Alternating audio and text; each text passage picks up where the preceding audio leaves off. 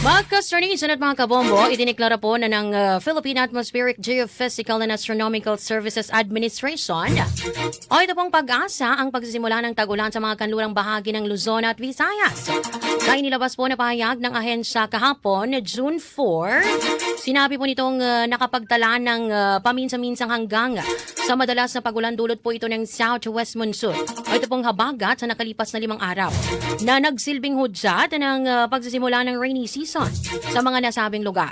Starnation gayunman, nilinaw po ng pag-asa na maaari pa rin magkaroon ng tinatawag na monsoon break. So ito pong pansamantalang paghina ng pag-ulan na maaring tumagal ng ilang araw hanggang ilang linggo. Inaasahan din po ng ahensya ang mas pinaigting na epekto po ng habagat sa mga kanlurang bahagi po ng Luzon at Visayas sa mga susunod na buwan. Dahil po dahil naman po ito sa nakaambang El Nino phenomenon. Starnation, dahil dito, pinapayuhan po ng pag-asa ang publiko at mga kinauukulang ahensya na manatiling alerto at magsagawa ng mga kinakailangang pag-iingat laban sa mga posibleng epekto po ng tag-ulan, habagat at iba pang weather disturbances. Magka-Starnation at mga kabombo, makakasama po natin live. Ito pong si Ma'am Glizelle May Di Pedrico ng Pag-asa Cotabato Station. Ayan ang weather specialist po.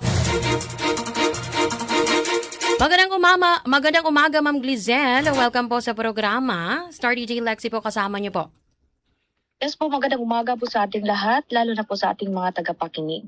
Ayan, ma'am, umpisa na po natin Ano po ba ang naging basihan po ng pag-asa sa pagdedeklara po ng pagsisimula po ng tag-ulan?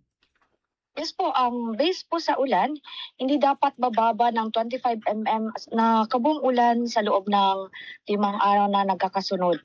At hindi bababa ng 1 mm, na ulan sa loob ng 3 araw na sunod-sunod din.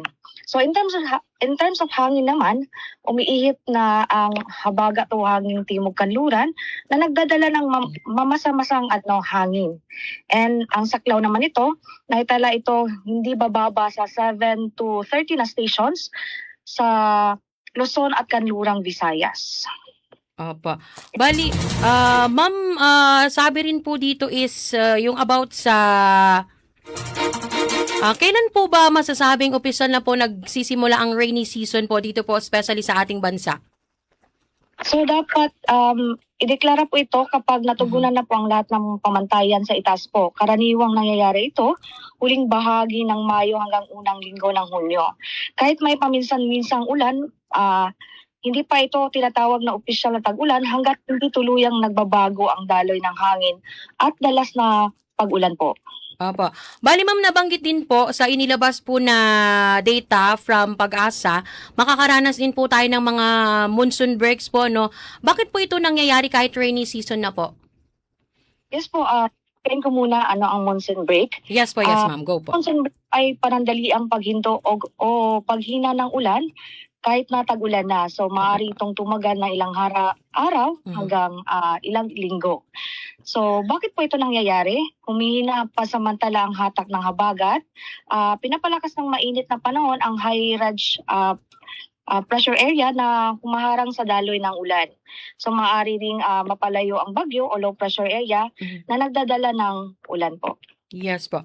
Ma'am, bali po huli na po, ano na lang po ang mensahe po ng Pag-asa o paalala po sa publiko, especially nagsimula na po ang tag-ulan. At heto ma'am, especially next week, parang kasabay ng tag-ulan, ang pagpasok na din ng mga baget sa school.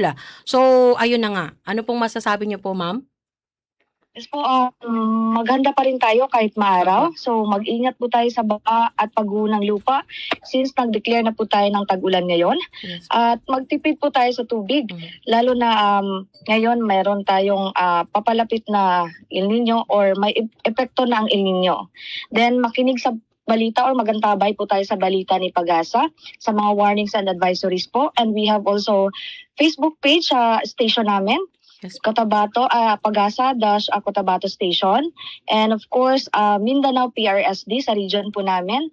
And our website, www.pagasa, bagong.pagasa.dost.gov.ph.